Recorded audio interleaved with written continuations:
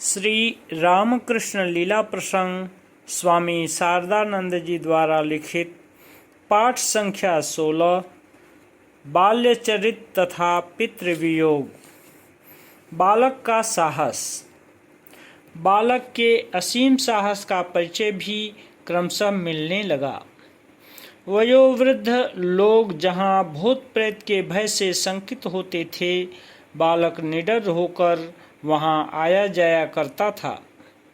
उसकी बुआ श्रीमती रामशीला पर कभी कभी श्री शीतला देवी का भावावेश होता था। उस अवसर पर उनमें संपूर्ण परिवर्तन हो जाया करता था। उस कामारपुकुर में अपने भाई के समीप वे रहती थीं। एक दिन अकस्मात उनको भावावेश होने पर परिवार के सभी लोग भयभीत हो उठे। साथ ही उनके मन में भक्ति का भी उदय हुआ। गदाधर ने भी उनके उस आवेश को श्रद्धा के साथ देखा, किंतु वह उससे किंचित मात्र भी न डरा। उनके समीप बैठकर उसने अत्यंत ध्यानपूर्वक उस परिवर्तन को देखा और बाद में यह कहा, बुआ जी के शरीर में जैसी देवी आई है, वैसी ही मेरे भी शरीर में आए तो बहुत अच्छा हो। बालक की मिलन शक्ति। कामारपुकुर से आधे कोस उत्तर में अवस्थित भूरशोभो अथवा भूरशोभा नामक गांव के दाता तथा भक्त जमींदार माणिक राजा की बात हम पहले कह चुके हैं। श्री क्षुदीराम जी की धर्मपरायणता से आकृष्ट होकर वे उनके अत्यंत घनिष्ठ मित्र बन चुके थे। एक दिन अपने पिता के साथ माणिक राजा के घर पर जाकर 6 वर्ष के बालक गदाधर ने चिर परिचित व्यक्ति की तरह निसंकोच उन लोगों के साथ ऐसा मधुर आचरण किया कि उसी दिन से वह उनका प्रिय बन गया। माणिक राजा के भाई श्री रामजय वंदोपाध्याय बालक को देखकर मुग्ध हो श्री क्षुदीराम जी से बोले, मित्र, तुम्हारा यह पुत्र साधारण नहीं है।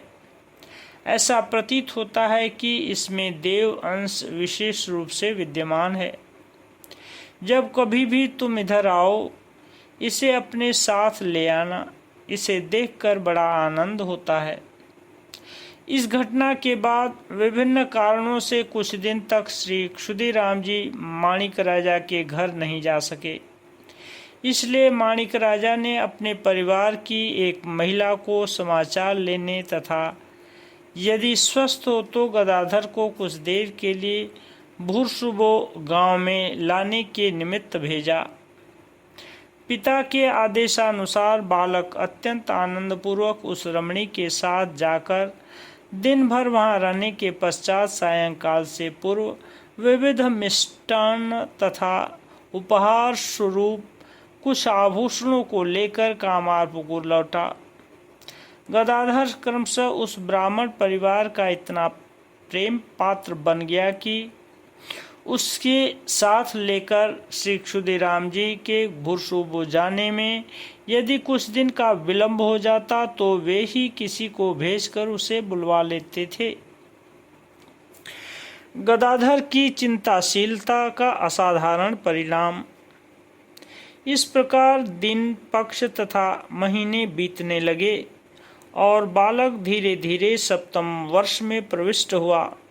शैशव का माधुर्य घनीभूत होने के फलस्वरूप दिनों दिन वह सबका अधिकाधिक प्रिय होने लगा। गांव की महिलाएं अपने रसोई घर पर कोई सुंदर खाद्य वस्तु तैयार करते समय उसका कुछ अंश उसे कैसे खिलाया जाए, इस बात को पहले सोचा करती थीं। अपने घर के भोज्य पदार्थ गदाधर के साथ बांटकर खाने से ही उसके समवयस्क बालक बालिकाओं को परम तृप्ति का अनुभव होता था। पड़ोस के सब कोई उसके मधुर वचन, संगीत तथा आचरणों से मुग्ध होकर उसके बाल चापल्य को आनंद के साथ सहन करते थे। उस समय की एक घटना से उसके पिता, माता तथा बंधु वर्ग उसके विषय में विशेष चिंतित हो उठे। ईश्वर कृपा से जन्म से ही गदाधर का शरीर स्वस्थ तथा मजबूत था और जन्म के बाद अब तक वह कभी विशेष बीमार नहीं हुआ था। इसलिए गगनचर पक्षी की तरह बालक अपूर्व स्वतंत्रता तथा मानसिक प्रसन्नता से दिन बिताया करता था। शरीर के बारे में किसी प्रकार का ध्यान न देना ही प्रसिद्ध चिकित्सक वर्ग के मतानुसार पूर्ण स्वस्थता का लक्षण माना जाता है। बालक जन्म से ही उस प्रकार का स्वास्थ्य सुख अनुभव कर रहा था। इतना ही नहीं, जब उसका स्वाभाविक एकाग्र चित्त किसी विशेष विषय में निविष्ट होता था तब वह शरीर की शुद्ध बुद्ध भूलकर पूर्ण रूप से भावाविष्ट हो जाता था। शुद्ध पवन से लहराते हुए हरे भरे खेत, नदियों के विरामहीन प्रवाह, पक्षियों का कलरव एवं सर्वाधिक रूप से सुनील गगन तथा उसके मध्यवर्ती प्रतिक्षण परिवर्तनशील मेघपुंज के माया राज्य आदि जब कोई दृश्य अपनी रहस्यमयी प्रतिमूर्ति की महिमा को उसके सम्मुख विस्तार कर उसे आकृष्ट करता था, तभी वह बालक आत्मा विस्मृत हो भावराज्य के किसी सुदूर प्रदेश में पहुंच जाता था। वर्तमान घटना भी उसी भावावेश से उपस्थित हुई थी। एक दिन मैदान में अपनी इच्छानुसार भ्रमण करता हुआ बालक नवीन मेघ के अंक में बगुलों का अपने श्वेत पंखों का विस्तार कर सुंदर तथा स्वतंत्र रूप से विचरण करते हुए देखकर इस प्रकार तन्मय हो उठा कि उसे अपने शरीर तथा सांसारिक विषयों का कुछ भी ज्ञान न रहा और वह बेहोश होकर वहीं गिर पड़ा। उसकी इस अवस्था को देख भयभीत हो साथियों ने उसके माता पिता को यह समाचार दिया और उसे वहां से उसी हालत में उठाकर घर लाया गया। चेतना प्राप्त करने के कुछ देर बाद ही वह अपने को पूर्ववत स्वस्थ अनुभव करने लगा। यह कहना ही पर्याप्त है कि इस घटना से श्री क्षुदीराम जी तथा चंद्रा देवी अत्यंत चिंतित हुए तथा भविष्य में इसकी पुनरावृत्ति न हो इसलिए वे सचेष्ट हुए। फलतः उस घटना से बालक में मूर्छा रूप भयंकर रोग का प्रारंभ देखकर औषधादि का प्रयोग तथा शांति स्वस्थयन आदि शुभ कर्मों का वे अनुष्ठान करने लगे।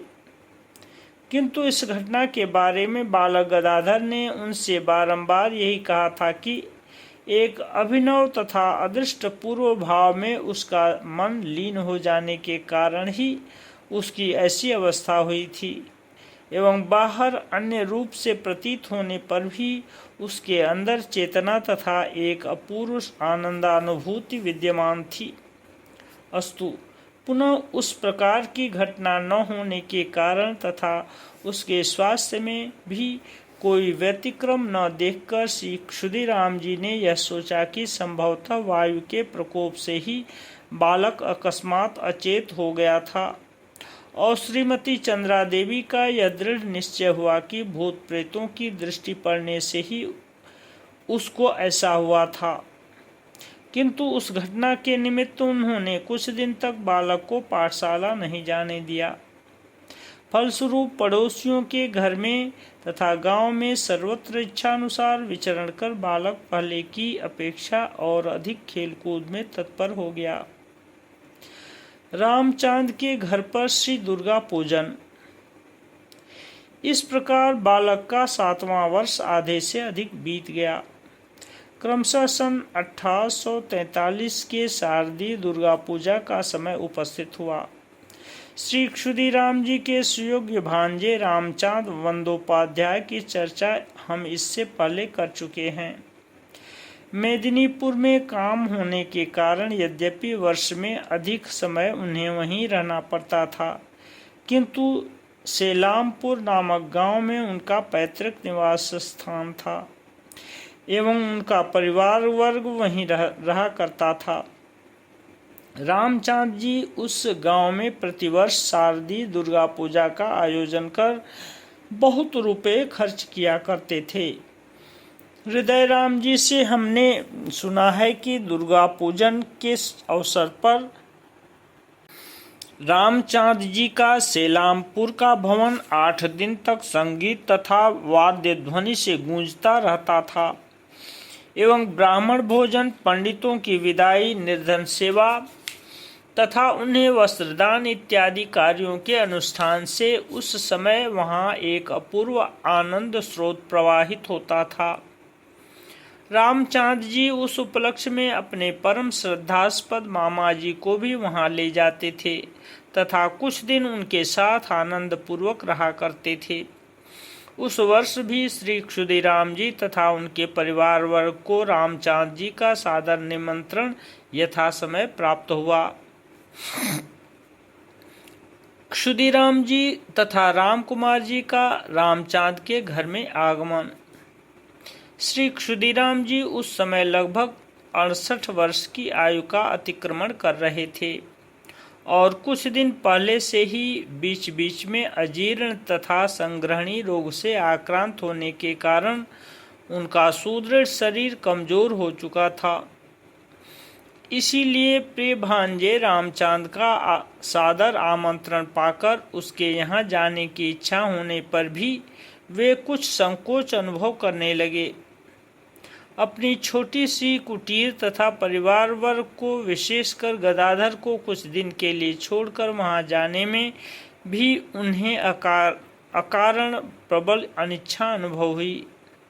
साथ ही वे यह सोचने लगे कि मेरा शरीर जिस प्रकार दिनों दिन दुर्बल होता जा रहा है, उसे देखते हुए इस वर्ष वहां न जाने पर भविष्य में फिर कभी मेरे लिए वहां जाना संभव होगा अथवा नहीं, कौन कह सकता है। अतः उन्होंने गदाधर को साथ ले जाने का निश्चय किया। दूसरे ही क्षण वे सोचने लगे कि गदाधर को साथ ले जाने से श्रीमती चंद्रा बहुत चिंतित रहेंगी। अतः बाध्य हो अपने ज्येष्ठ पुत्र रामकुमार के साथ वहां जाकर केवल पूजन के दिनों में वहां रहने का उन्होंने निश्चय किया एवं तदनुसार श्री रघुवीर को प्रणाम कर सबसे विदा ले तथा गदाधर का मुख चुंबन करने के पश्चात पूजा के कुछ दिन पूर्व वे सेलामपुर के लिए रवाना हुए। रामचांद जी भी अपने पूज्य मामा जी तथा भाई राम कुमार को अपने यहाँ आए हुए देखकर आनंदित हुए। श्री क्षुदीराम जी की बीमारी तथा देहावसान। वहां पहुंचने के बाद ही श्री क्षुदीराम जी पुनः संग्रहणी रोग से पीड़ित हुए तथा अष्टमी पूजन के ये तीनों दिन अत्यंत आनंद पूर्वक बीत गए, किंतु नवमी पूजन के दिन उस आनंद धारा में बाधा उपस्थित हुई। श्री क्षुदीराम जी के रोग ने अत्यंत प्रबल रूप धारण किया। रामचांद जी वैद्यों को बुलवाकर एवं अपनी बहन हेमांगिनी तथा रामकुमार की सहायता से यत्नपूर्वक उनकी सेवा करने लगे, किंतु पूर्व संचित रोग के उपशम होने का कोई लक्षण दिखाई नहीं दिया। नवमी का दिन तथा रात किसी प्रकार बीत गई तथा हिंदुओं की परस्पर मिलन की विशेष पवित्र तिथि विजयादशमी का प्रभात हुआ। श्री क्षुदीराम जी इतने दुर्बल हो गए कि बोलना भी उनके लिए कष्टप्रद हो गया। क्रमशः अपराह्न का समय उपस्थित होने पर दुर्गा प्रतिमा विसर्जन करने के पश्चात तत्काल ही अपने मामा जी के समीप पहुंचकर रामचांद जी ने देखा कि उनका प्राय अंतिम काल समीप आ गया है। पूछने पर उन्हें विदित हुआ कि श्री क्षुदीराम जी बहुत देर से बिना बोले चुपचाप अचेत जैसे पड़े हुए हैं। तब रामचांद जी रोते हुए उनको पुकार कर कहने लगे, मामा जी, आप तो सदैव ही श्री रघुवीर रघुवीर कहा करते थे, अब क्यों नहीं कह रहे हैं। रघुवीर का नाम सुनते ही श्री क्षुदीराम जी होश में आ गए और धीमे कंपित स्वर में उन्होंने कहा, कौन? रामचांद? प्रतिमा विसर्जन कराए? अब एक बार मुझे उठाकर बिठा दो। अनंतर रामचांद जी, हेमांगिनी तथा रामकुमार जी, इन तीनों ने मिलकर उन्हें धीरे से उठाकर सैया पर बिठाया। इतने में ही अत्यंत गंभीर स्वर से 3 बार रघुवीर नामोच्चारण करके उन्होंने अपना शरीर त्याग दिया। बिंदु सिंधु में मिल गया। श्री रघुवीर ने भक्त के पृथक जीवन बिंदु को निज अनंत जीवन में सम्मिलित कर उन्हें अमर तथा पूर्ण शांति का अधिकारी बना लिया। तदनंतर गंभीर रात्रि में संकीर्तन की ध्वनि से गांव गूंज उठा एवं श्री क्षुदिराम जी की देह को नदी के तट पर लाकर उसका अग्नि संस्कार किया गया। दूसरे दिन यह समाचार फैल गया और उससे कामारपुकुर का आनंद धाम विषाद में निमज्जित हो गया। अशौच के अनंतर श्री राम कुमार जी ने शास्त्रीय विधानानुसार वृषोत्सर्ग तथा अनेक ब्राह्मणों को भोजन कराकर अपने पिताजी की अंत्येष्टि क्रिया पूर्ण की। सुना जाता है कि अपने मामा जी की श्राद्ध क्रिया में रामचांद जी ने 500 रुपये की सहायता की थी। ओम शांति शांति शांति।